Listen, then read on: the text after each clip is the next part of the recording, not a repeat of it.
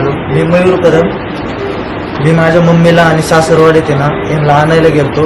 तिथं निलेश लंकेची प्रचार फेरी चालू होती. एक जण गाडीला आडवा झाला, त्याला म्हणलं बाजूला सरक, दारू प्यालेला होता. त्याने आमच्यावर दगडाने हल्ला केला. बाकीचे बी 5-25 जण आले, त्यांनी बी मारलं. माझ्या आईला एवढं लागलेलं आहे इथं बघा, जवळजवळ 4-5 टाके पडलेले आहेत, डोक्यातून रक्तभंबाळ झालेली आहे, 6 टाके आहेत.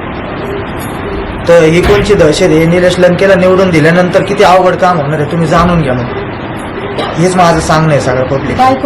बायकोवर पण हात उचललाय, माझी बहिणीवर हात उचललाय, सगळ्यांना मारलंय माझ्या. श्रीकृष्णनगर इथं आहे ना ही घटना झाली. ही कोणची दहशत आहे आम्हाला समजा ना. आम्हाला थांबून मारलं सगळ्यांना.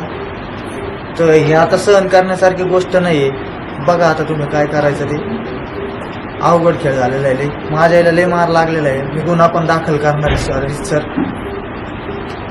शिवाजीनगरवरून आम्ही श्रीकृष्णनगरकडे चाललो होतो. चालता चालता प्रचार चालू होता.